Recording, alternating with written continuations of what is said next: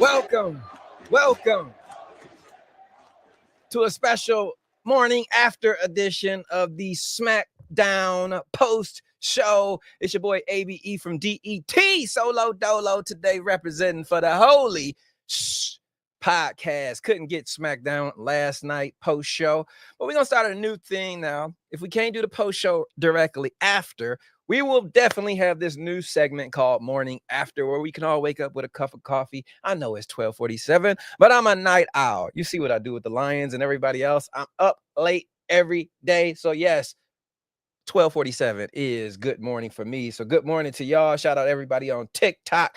Lucas, Herschel. What up, though, man? I see you, Herschel, on TikTok. Let's get into this Smackdown post show. Some of the guys, Coach Ron T, Chuck Jordan might jump in, or the lady herself, Minx Mayhem. But for now, you just get your boy ABE from DET. Well, let's get into this Smackdown, where it started off with a collaboration that I genuinely would not mind having. I'm talking about Chad Gable and Cody Rhodes. Cody Rhodes and Chad Gable in the ring together really gave me Cody heel vibes. Hearing him talk to Chad Gable, aka Shorty G, he brought that up. But him talking to him, it kind of reminded me, if you guys watch AEW, how MJF and Cody used to interact. MJF was the little shit, Cody was the big brother, and I felt that vibe here. So if Cody ever was to go heel, I'm not rushing it. I think they can make a lot more money off of babyface Cody. But if he decided to go heel, eventually having American Made with the American Nightmare, it kind of makes sense. I just like them, how they looked. But they went at it, got to talking to start off SmackDown, and then basically lead it up to Chad Gable and Cody Rhodes being set up for the main event later on in the evening. But shout out Chad Gable. Some things that Cody was saying about how me and you, we take what they give us and we make gold out of it. You might think Chad Gable is a little shit, but he has done that. He took Tozawa, Otis, Maxine Dupree, and he made them something relevant. They've got a hot t-shirt selling right now, if you didn't know, and they're not even with Chad Gable, but he set them up. And what he's going to do with the Creed brothers and the little pit bull, I forget her name, but what he's going to, Ivy Nile, what he's going to do with them after is going to be the same projection, taking something that is nothing and making something of it. So that's, shout out Chad Gable. Cody was 100% right with that. But that leads to us to the main event. Let's get to some comments on TikTok. Chris says, I'm glad because Cody don't need to be Cena too. Yes, I don't want to see this babyface Cody run last forever. I definitely want. Shout out Wrestle Ready on Instagram. What up, brother? Hope you're watching the pay-per-view this weekend, NXT. If so, come join us on our post show. But getting here to Cody and Chad Gable. Yes, I do not want to see Cody be the next Cena. Get your money out of him being a babyface right now, but eventually you're going to make a fortune off heel Cody. I didn't watch Homelander or whatever that shit's called, whatever. The guy with the blonde hair who's a superhero, but I see he's a villain in the clips. That Cody, when he arrives, is going to be trouble. Mark my words, I'm an AEW fan. I remember what he was as a heel on the indies. Cody as a heel is masterful. So when that comes, I don't mind American Nightmare and American Made joining forces. We shall see. Next up, though, Tiffany Stratton defeats Naomi and Elektra Lopez to progress in the women's U.S. title tournament.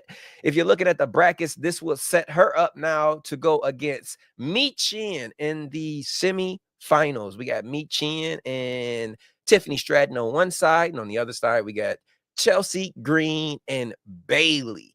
But Tiffany Stratton, she is in there now. I don't see Tiffy winning this.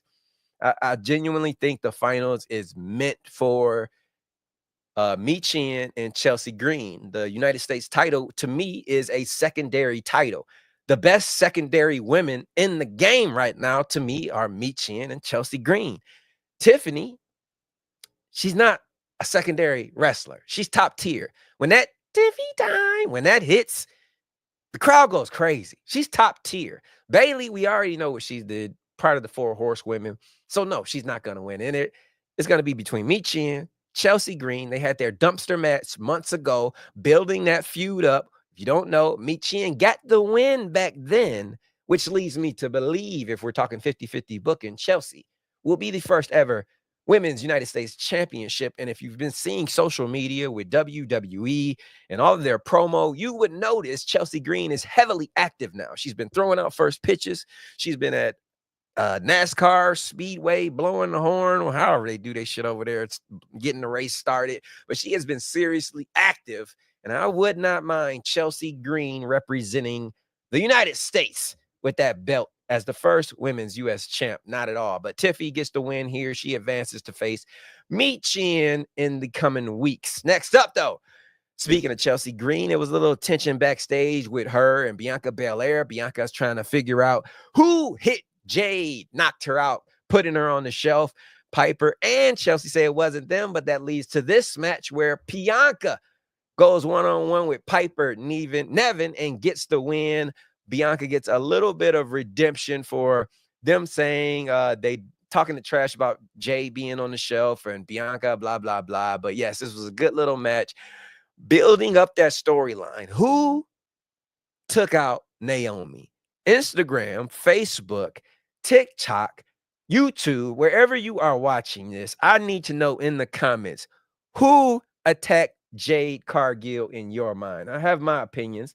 I'm not quite sure I want to give them yet. I want to wait for the fellas. We're going to do a show later on this weekend and break that down. But I am curious, who do you guys think took out Jade Cargill? Shout out Perel100 on Instagram. A Canadian as the first women's U.S. champion. LOL. Yes, it is hilarious, but that woman deserves it, Parallel. I'm telling you. I did not know she was Canadian. That is breaking news to me, though. But even though she deserves to represent the United States of America. It's not too many people who can. You know, it's becoming a low-life state here. But we might have to start taking Canadians and outsiders to run our country, hold our titles, because we as Americans are not holding up our end of the bargain right now. So I am not mad at all if Chelsea is the first United States champion born in the great country of Canada. We shall see. But anyway, that leads us next up. We're jumping from one U.S. title to the next. Parallel says Bianca. He's throwing it out there. He says Bianca is the one who took out Jade. Brother, I'm not mad at that at all. If that is the case and Bianca is the one and they are starting the pot already, great. But Bianca was in the match. She was in the ring when it was happening. So Bianca would have to have some type of orchestrated plan with someone else to possibly get this done. But yeah, I'm not mad at all at you saying Bianca is at fault for this. But like I said, we're going from one U.S. title, the women's, to the men, and the new United States champion, if you did not know, is Shinsuke, the dark and sadistic, get it right.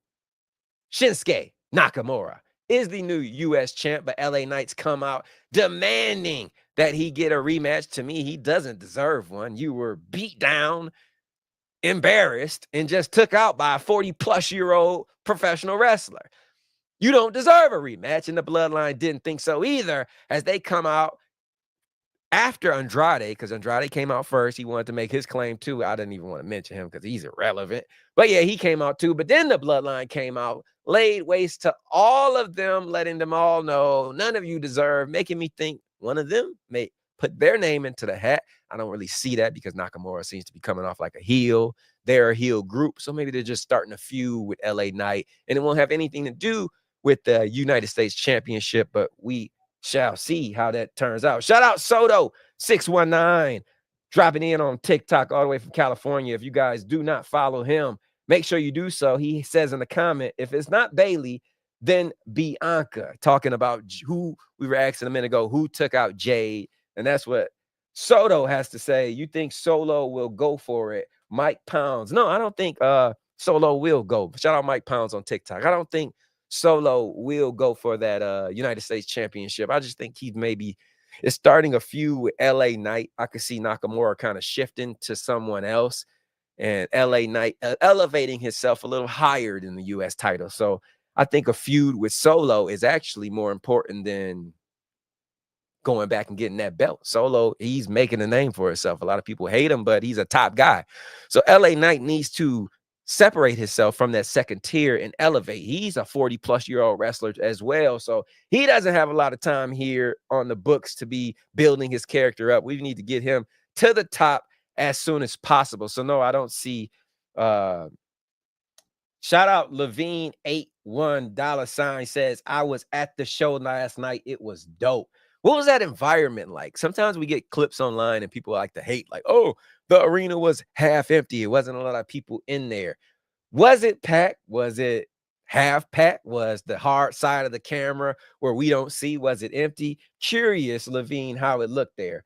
Soto 619 on TikTok says, glad Lane Knight isn't champ anymore. Yeah, I am not an LA Knight fan at all. If Chuck Jordan was here and Coach DTM was here, they would be on my head because they love LA Knight. I don't. I actually think he's a copycat. I agree that the game, there's only so much you can do before you start replicating someone because everything's been done. But the way he does it is such a copycat. I want to be The Rock. I want to be Stone Cold with the vest. I just don't like LA Knight.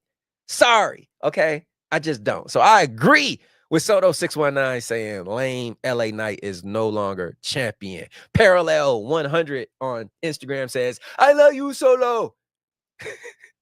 I'm glad someone does because Solo is not getting the credit that he deserves right now. Levine, he's giving us updates on how it was. He said, good vibes. Tiffy and Gable are the MN, so the environment was great.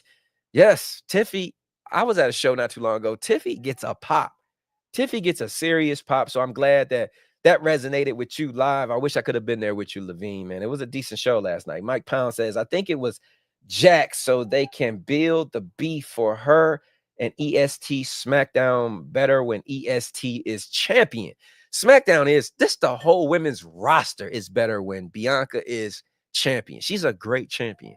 She represents the company well. I understand what they are doing with her and Bianca. You're trying to get somebody over, but let's not hurt someone in the process. Bianca with this tag team title has looked lesser than the entire time. Seriously, I don't enjoy it. I really don't. I think Bianca's great. She needs to be on her own. Let's separate them as soon as possible. So Mike Pounds, 100% agree with you. Wrestle Rant is in the chat on TikTok. He says, are we aware that the previous material Impact and the NWA as Eli Drake? Are they aware? I'm not for sure. I'm not for sure if they're aware. Levine 81, Otis versus Gunther was a dark match after the people were going crazy for Otis. They brought Otis out, Levine, to fight Gunther. What in the hell? I'm assuming Gunther got the win, Levine. Dom versus Bree. Levine says Dom versus Braun Breaker was also a dark match. Super fun. I love that about live shows. When you're there, you get to see those dark matches. You get to see those moments where the characters break kayfabe, talk to the crowd a little bit. So shout out Levine 81. He was actually there last night at Smackdown. But like I say, Bloodline gets involved. We'll see where that goes. But next up, earlier in the evening, we had, oh, excuse me, I need a little tea. Excuse me. Shout out Cerebral Assassin, the game. But anyway, it was supposed to be the Motor City Machine Guns versus the Street Profits, but earlier in the evening, someone took them out. I'm assuming it was Tommaso Ciampa. Because next up, Johnny Gargano was just conveniently right there with Nick Aldis to say, hey, since they're out, I guess we can step in and fight them. Motor City Machine Guns seem to be friends with Gargano. They accepted, which they should not have. Me being from Detroit, this was a dumb move. I didn't want to see my guys go out like this. But we have new tag team champions as DIY defeats the Motor City Machine Guns and win the tag team titles. And along with that, Tommaso Ciampa seems to have brought Johnny Gargano to the dark side. It seems like we have heel DIY now. It looks clear as day. They were the ones to take out the Street Profits. A lot of people think that whoever the masked man is who took out Jay Uso last week is the same person who took out the Street Profits. I'm not for sure. I think they might be separate storylines. The way Johnny Gargano gave my man from Motor City Machine Guns the low blow, it just seemed like their names were written all over that jump. And I'm not mad at it because if that's the case, then it gives us a great transition with our new champs DIY to lead right into the Street Profits. The title is always most important when you have a solid baby face chasing it. So having heels now in DIY with the titles, that's going to make the tag team division that much more better. We could get more Street Profits and even Motor City Machine Guns. Like I say, they my hometown boys. I should be representing them to the T, but a lot of WWE fans not familiar with them. The crowd reaction isn't clicking. They're not giving them the mic to understand who their characters are right now. So taking the titles off them, it was okay. I wasn't mad at it at all. Give them the chance to climb. Give them the chance for these WWE fans to understand who they are. Get them a good storyline, a great feud, a good build-up. I like the surprise of them winning the title, but I'm glad it's off of them. Now we got WWE guys with WWE titles. But you can make Motor City Machine Guns WWE guys. Good storylines, good feuds. Let them lead into that. And I also like after this match, on a side note, I like how Candice LeRae, we all know she's a full-fledged heel. Seeing her now acting heelish with her husband, the three of them, I like that. I like that little trio right there. Let's keep that going. Let's get to some comments. Soto619 on TikTok says, 2 tag team heel turns in 1 week is absolutely crazy. Yes, it is.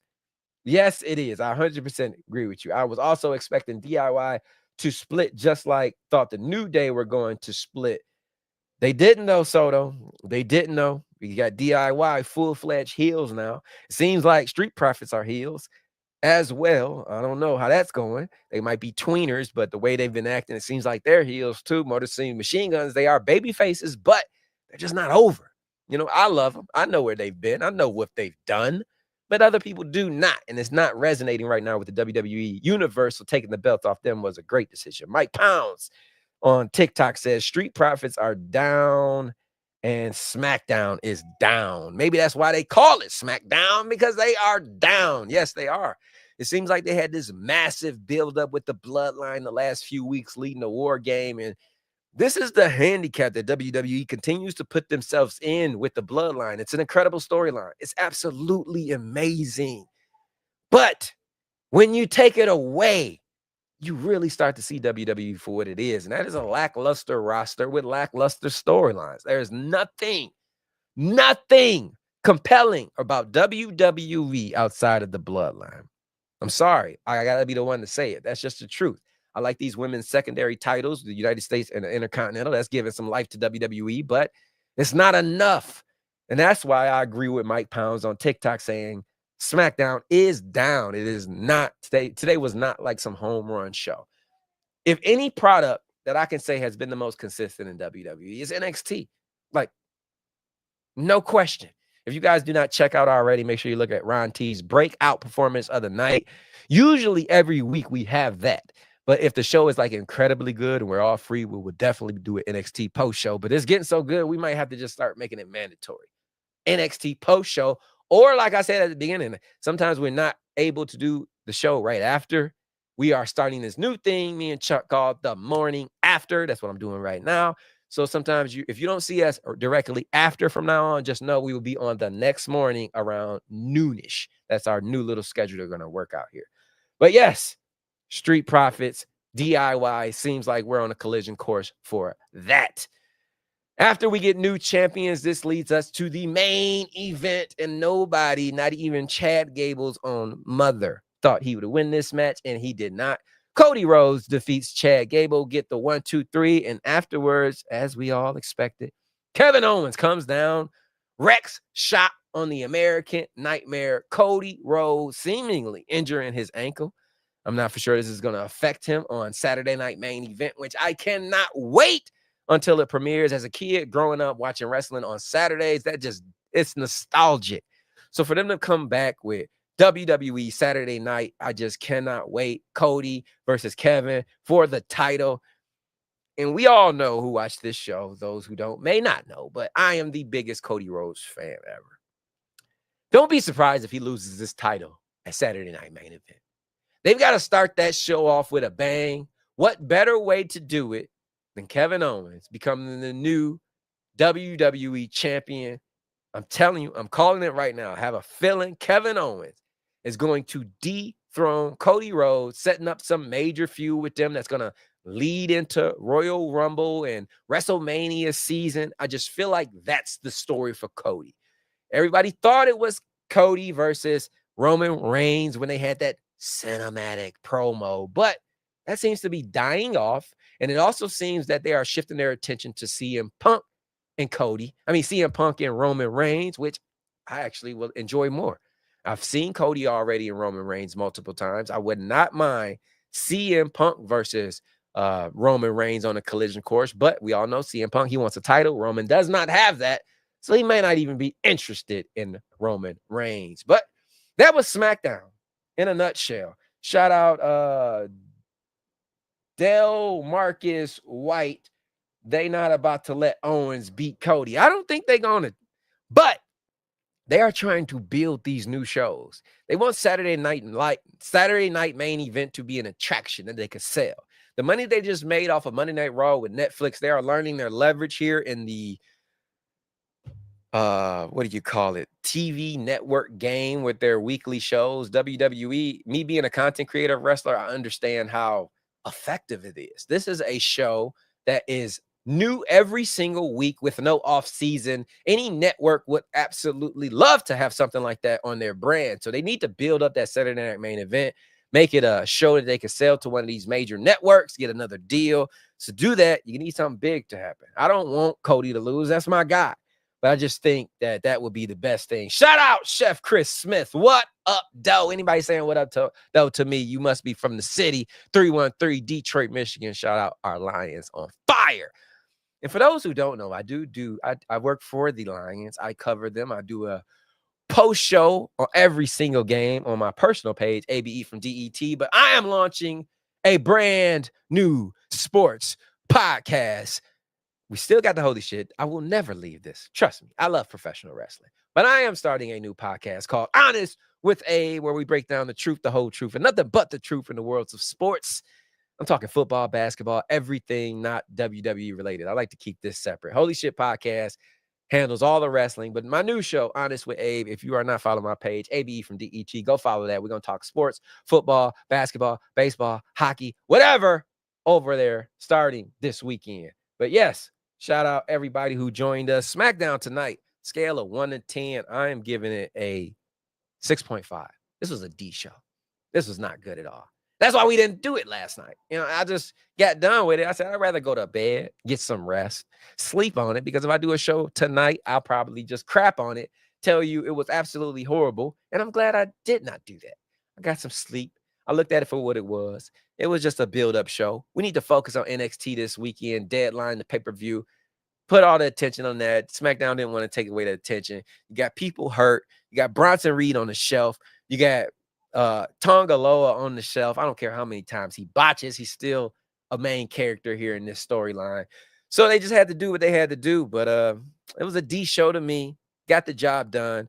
Official Yoon on Instagram says WWE need a storyline writers. Yes, they are giving Triple H too much credit. He's not booking right. There got to come a time where we understand, yes, Vince was horrible. Absolutely horrible. So when Triple H took over, you can only go up from there. But you got to open your eyes and see this man has not created nothing. He's kept the bloodline going. He's kept the whole Cody theme going. Those are things Vince started. What has Triple H manifested in his creative tenure? He's took crap and turned it into not crap, but it's not gold yet to me. Yes, the bloodline is incredible, but if all of them got into a plane crash, God, please don't let that happen. But if that happened, this show would be crap. I mean, it's honest. Triple H is not this masterful booker. He just took something that was horrible, made it okay, but we need to really open up our eyes and hope they hire someone that can make it absolutely great. Soto69, I didn't know you worked for them. It's not like I work for them. I'm a freelancer. They like what I do. They pay me. I guess I work for them. They give me jerseys, stuff like that. I don't want to make it seem like I'm out here on the sidelines, but hey, they know me. And if you guys want to know me and how I talk about the Detroit Lions, like I say, follow me, ABE from DET, my new podcast. We're talking sports. We're talking football, basketball, baseball, hockey, everything, boxing, MMA, under the sun. Honest with Abe, coming soon. But do not for 1 second think I'm going to neglect right here at the Holy Shhh Podcast, because tonight or tomorrow, when is the pay-per-view? Tonight, tomorrow? I don't know. But NXT Deadline, we will be here. Myself, Ron T, Chuck Jordan, Minx Mayhem, Coach DTM, and a slew of guests probably to cover NXT Deadline, which will be a serious show, unlike SmackDown tonight. Maybe Shawn Michaels needs to be promoted. Let's think about that. Let's start trending that.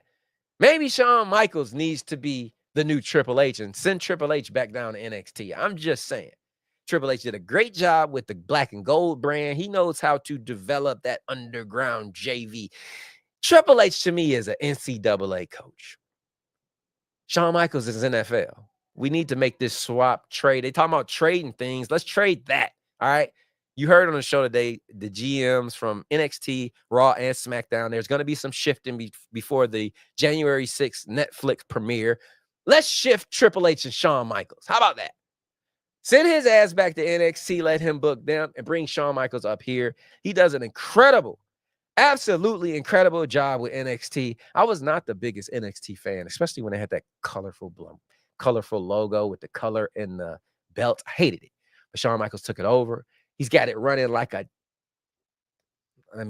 he's got it running like a well-oiled machine. If you are not watching NXT, do yourself a pleasure and go watch it. Soto says NXT is tonight. Yes, it is tonight. I got that mixed up, but it is tonight.